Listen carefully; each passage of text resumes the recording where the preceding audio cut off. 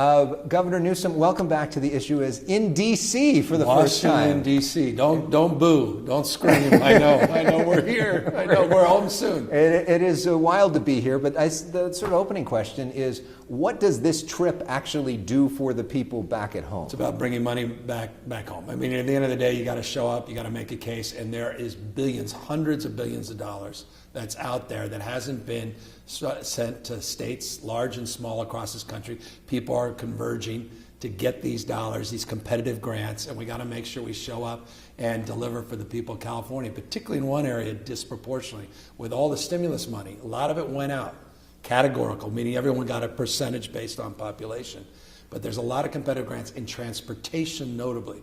So if you're thinking down in Los Angeles in particular, we've got all these big projects. We've got 2028 coming up, the Olympics, and all this opportunity. We've got to fill those voids, fill those gaps, and that's why it wasn't surprising to see some of your county supervisors out here doing exactly the same thing. Let's talk also about what your conversations were like with people. You said your message was, use me, use the states. Inherent in that, do you think that maybe the states aren't used enough here in Washington, people on the local level? Well, I don't think so. I mean, I think, and look, it's understandable. We're so consumed by all things Washington, D.C., who's up, who's down, what's going to happen in the midterms in 4 months, which Californian is going to be the Speaker of the House, will it continue to be Nancy Pelosi or a person from Kern County and so current minority leader, Kevin McCarthy. And so, you know, we have so much that's connected to Washington, D.C., more than any other state, for that reason alone, who the next speaker is, which is amazing abundance. You also have the Vice President of the United States from California. And you have the biggest, brightest blue state in America that has a $97.5 billion operating surplus that's delivered on all the Build Back Better proposals. So everything you're hearing debated here, we're manifesting in a different way in the state of California. So in that respect, that's interesting. In another dynamic and respect, we are also the most populous blue state in America with a Democratic president, and we've got to prove ourselves. We've got to deliver on our promise and our role of governing effectively, not just campaigning. And that's public policy, and that's application implementation.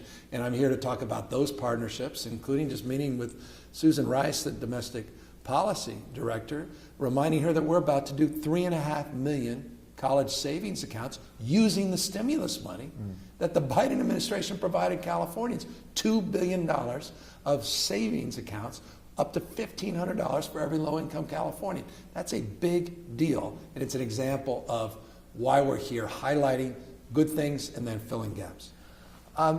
You know that image of you walking to the White House got a lot of attention, and you know that you're not going to announce your presidential run on this show unless you want to and really make news. But we know that you've said in every single possible way that you're not running for president. I'm going to say it in a foreign language. I mean, so maybe someone pays attention. But you have also said that you're a big supporter of Joe Biden. You want him to run again. Yes. Right now, polls though show that he's got a 33% approval rating.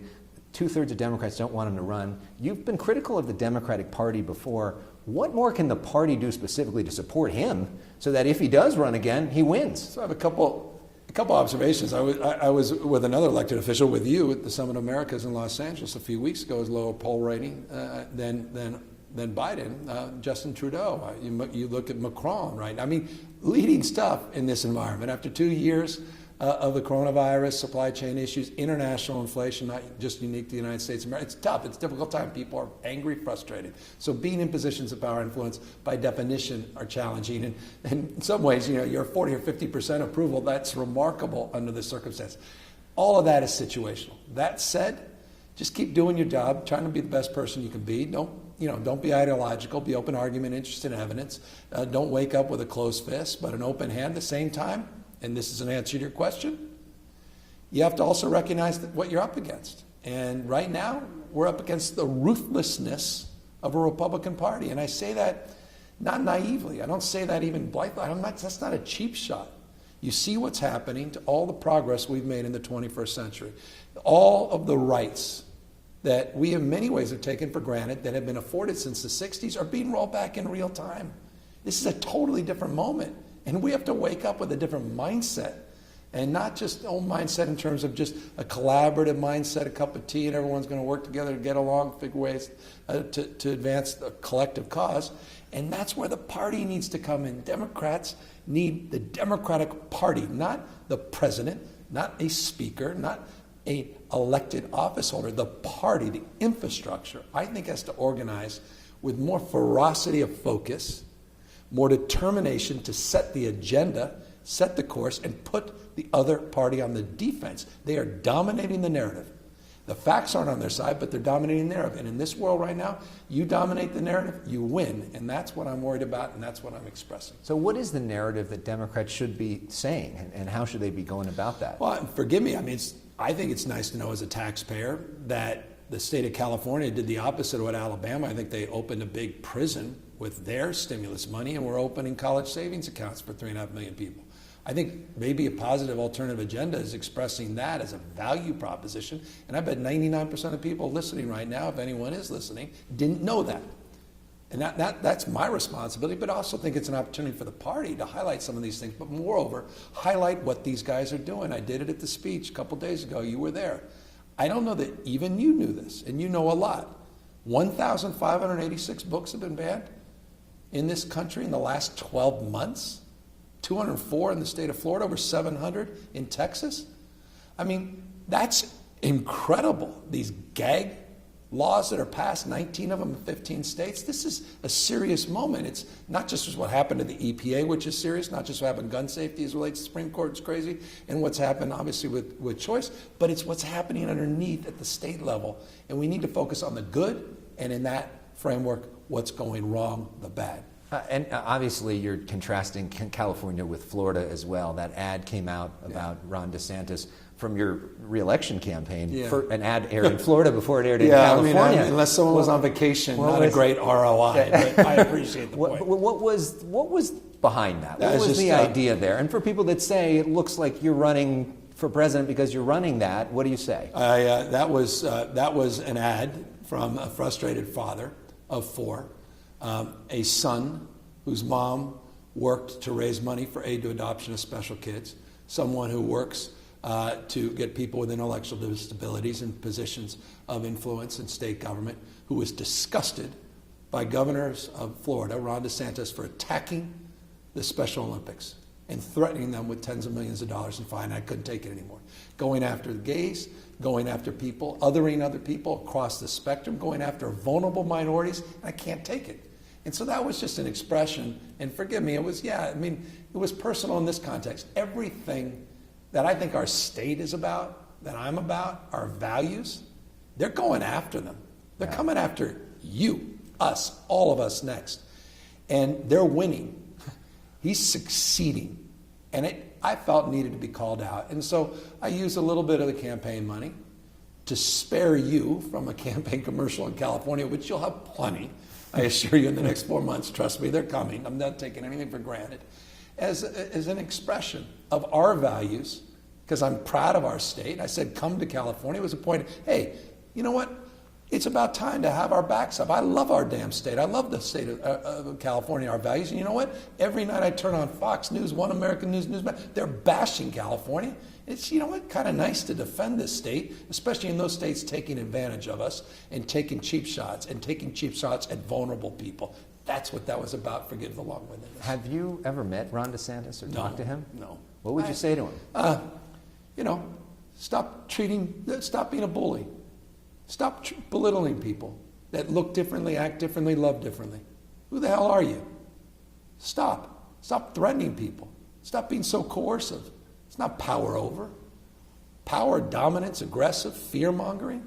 We lived this with the Briggs Initiative in the 1970s. We've lived this in California with Prop 187. Look what Abbott is doing. Abbott's talking about eliminating a fundamental right for people, regardless of their immigration status, to get an education. We were debating that in the 1990s. Watch that space. Watch that space. That was the Doe decision. They're going to come after that next. This is a real moment for diverse communities.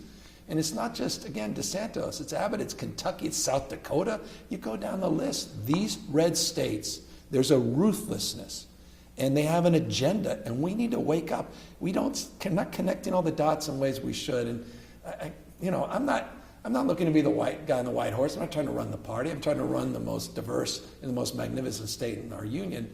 But I'm not going to run away from contrasting their approach and ours. And one of the biggest contrasts you're talking about right now is guns. You signed legislation this week that would make it easier to sue gun manufacturers if something goes wrong. Next week, big piece of legislation you're going to sign when it comes to ghost guns. Can you explain real briefly what that does? But isn't it amazing just what I signed last week?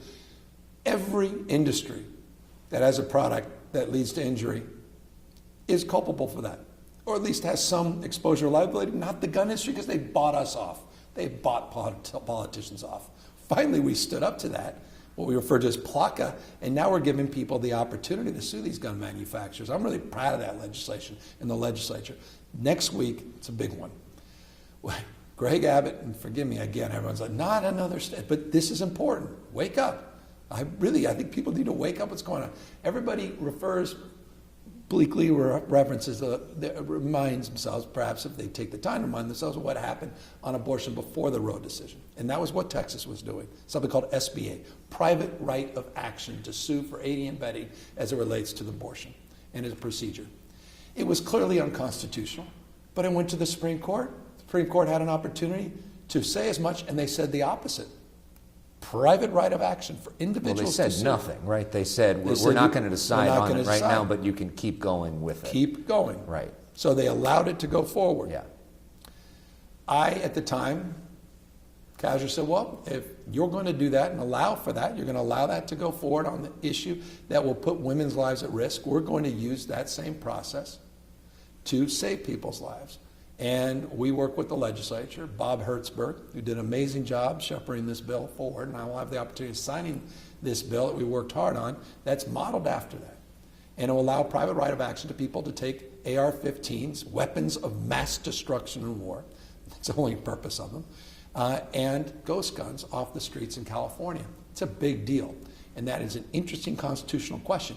And it will be very interesting to see what the United States Supreme Court does, because if they're going to abandon all principle, they'll reject our ability to go forward, and if they don't abandon all principle, we'll have a tool in the toolkit to really do something about gun safety no other state in America has ever been able to do. So you're essentially banking on this being challenged, right, and kind of baiting the court here? Not baiting the court. Let us go forward. We'd love to go forward because now we have 40 million enforcement officers.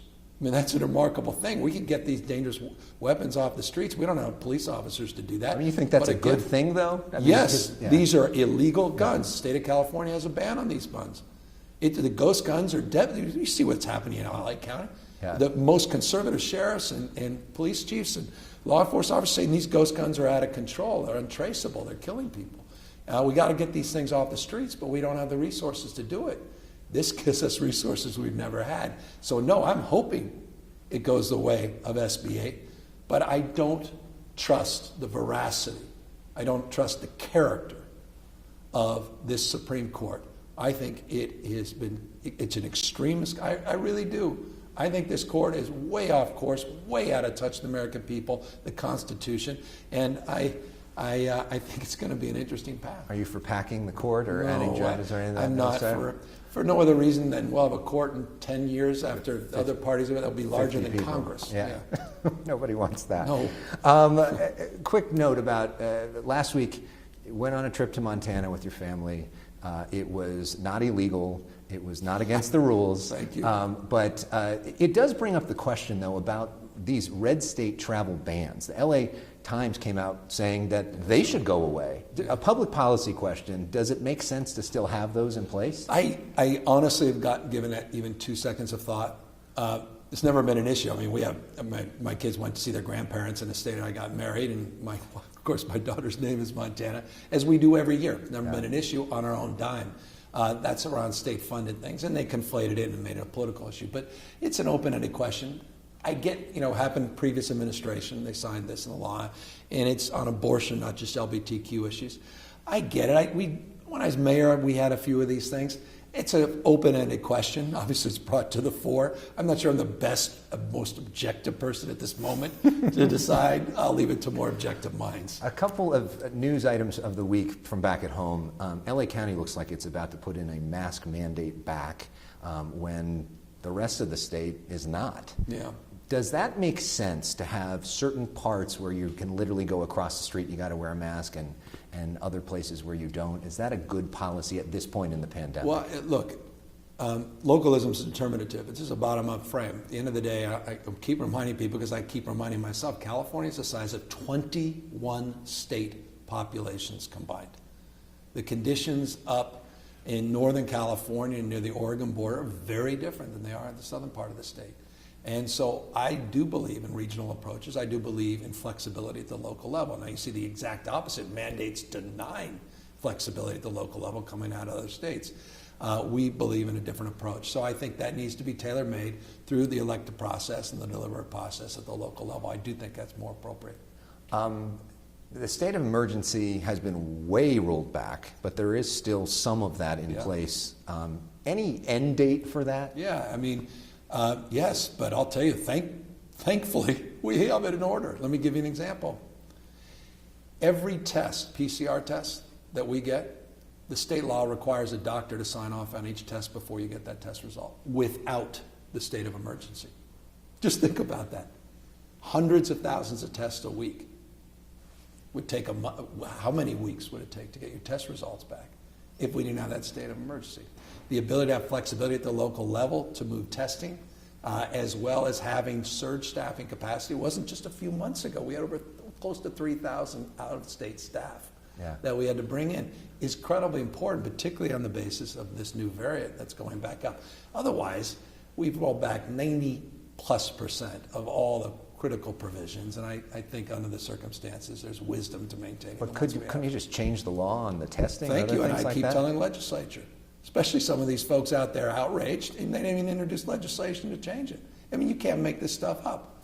I mean, it's the worst of politics. They identify problems and then offer nothing except pablum and solutions. I mean, I'm all for it. Happy to do that. I've offered that for 2 years, but some of those things are difficult because there's scope of practice issues. They have consequences across a spectrum, and people would prefer to have a governor do it and then say, I would do it differently, and what's wrong? You know, I've been in this business perhaps too long. In LA County, 717,000 signatures were delivered of people saying that they wanted to recall George Gascon. It's unclear how many of those are going to be verified if the recall goes forward. There's a good chance, though, that it will. When we talked about the Chesa Boudin recall, you said that it was predictable that he would be recalled. Do you think it's predictable that George Gascon would be recalled as well? Not if there's not enough validated signatures as an academic exercise. I don't know. I haven't assessed. The reason I was so quick to understand the San Francisco dynamics was my unique relationship to San Francisco that goes back, generations in the context of my time as mayor and supervisor and working with many DAs, including Kamala Harris when she was DA. And working with George Gascon. And working with George Gascon in a different light as the more moderate, ironically, to conservative police chief when he was working with us. So it's a different dynamic. And so I have to assess it. I haven't really given it that much thought. And, I have an aversion to recalls, as you know. And I'm not convinced that's the best democratic approach to solving every problem. But is he doing a good job? I don't know enough about the job he's done. I'm deeply concerned about the criticism, and we have expressed ourselves very publicly along those lines, including in Los Angeles as it relates to some of the issue happening with retail theft. Some of the issue was happening on the railroad yards, and I've expressed my own issues privately as well, and I'll leave the more objective analysis of his job to locals that will have the opportunity to make that determination. A couple fun things to end. UCLA is leaving the Pac-12. Yeah, I don't know if this is fun. What do you think about? Why is that fun? Well, I mean, I'm not sure it's a good idea. No, I mean, okay, let me reframe it. I know you're interested in this. UCLA is leaving the Pac-12. I read about it. Heading to the Big Ten. I read about it. Yeah, so they didn't tell you in advance. I'm the governor. No big deal. I'm governor, state of California. But maybe a bigger deal is I'm chair of the UC Regents. I read about it. Is it a good idea? Did we have a chance to discuss the merits or demerits? Not aware that anyone did. So it was done in isolation. It was done without any Regento oversight or support. It was done without any consideration to my knowledge. Now, perhaps there was deep conversation with other presidents, or rather chancellors and presidents in the system, and the impact more broadly, not just to the UCs, but to other universities, including Stanford University and basically to the Cal State system. I mean, if they had all those conversations, I look forward to learning more about them, and I've expressed that very clearly to leadership. And I think the people of the state of California deserve answers to every one of those questions. And what does this mean for those student athletes and that'll be traveling all across this country? What does it mean to folks that decided to take a scholarship at UCLA with an understanding of the league they were joining and the opportunities, and all of a sudden pass them up somewhere else and may have now a very different opinion? And if it was just about money, well, be honest about that. But are you abandoning your brothers and sisters in a system that created that university in the first place? Because it's many parts and one body. So I have strong opinions about this for no other reason that as a member of the Regents, we were never consulted, never asked for an opinion, and then even the decency to provide heads up. So trust me when I say this. We're not going to be looking into it. We already are looking into it within minutes after reading about this in the newspaper. I mean, if it's not about money, what's it about? Well, exactly. I want to be fair. Then I feel about this. Yeah. Look, UCLA, one of the greats. I mean, icon of icons. John Wooden. Come on. Yeah. And it's like, it's not just sports, it's everything. And we just did record investments at UCLA. We're creating a new immunology institute. We put up $500 million supporting UCLA in Los Angeles this year.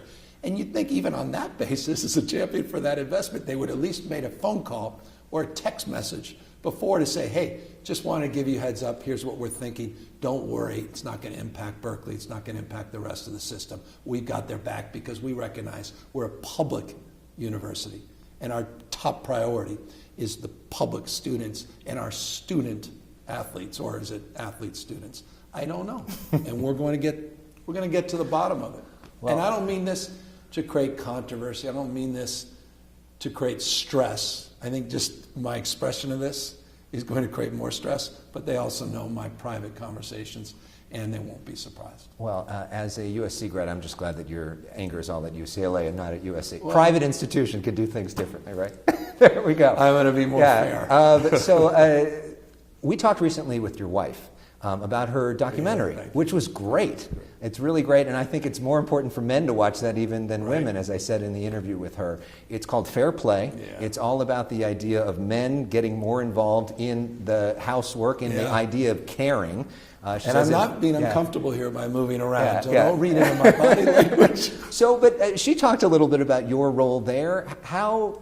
I mean, is she sending you a message with this? No, I mean, for 15 years. She joked about that. 15 years, and she's right to do that, right? I mean, I had a different family experience because I had a single mom raising us, and so I didn't even have an expression of that balance in terms of what I saw and what I experienced. But Jen started. There's a game in Fair Play where you have cards. And the cards are sort of activities that many of us take for granted. You know, making a dentist appointment, picking up the groceries, taking the garbage out, the basics of life. And there's a lot of those decisions, and you see them all stacked together. And before the game, you make an assessment, husband, wife, or partner, spouse, and you say, what percentage, honey, do you think of this work you do versus I? And invariably, as a guy, I say, all right, you're right. You do a lot more, so I'll say 40%. Yeah. And then at the end of the game, you realize you're down to like 1 or 2%. You're like, oh gosh, how's this going to end? That was how this started for me when she started putting this film together a couple of years ago. I've increased the percentage, but it's not nearly enough. And it's a pretty profound and powerful film because it really goes to partnership, and it goes to the power of partnerships, and it goes to the power of personal relationships and how all of us are benefiting from finding more balance. And it's not to make guys feel badly or spouses of any type feel badly, but it's a real opportunity to assess and to level set about the disproportionate burdens on women. And she said when we talked to her that you now make dinner on Sunday nights. What are you cooking on an average Sunday? So my Father's Day gift, greatest gift ever. the best. I'm not even making this up. An outdoor pizza oven. Oh, wow. Unbelievable. Yeah. And I finally figured out I was buying frozen dough. No. Yeah. Learn how to make your own dough. I'm the guy. It's a 4-hour hellish experience where you should just physically So you're see literally me. there making fresh It pizzas takes every me 4 Sunday? hours because each one has to be done, and one of the kids says, "No, not that. Why? I know. Put that on my brother. No, I don't want." So I have to custom make these things, and gotta get the wood right. Everything about it's so much fun. But those are the things that matter, right? That in the past I may not have thought I would have been like, takeout's my night. I'll just get food, pizza to go, Domino's. Yeah. So those are the things, and that's. All that stuff matters, and it does matter because the kids have fun with all that. I mean, we're talking too much about right. So what is, just to wrap it up, what is your ideal pizza then that you make? Oh my God, it's the finest pizza margarita that exists on planet Earth, but the key is tomatoes, the right kind of tomatoes. You don't overdo it with ingredients, and just the right amount of garlic, simple blending, and of course that fresh pizza dough, and then you've got to have the finest mozzarella that you can possibly find.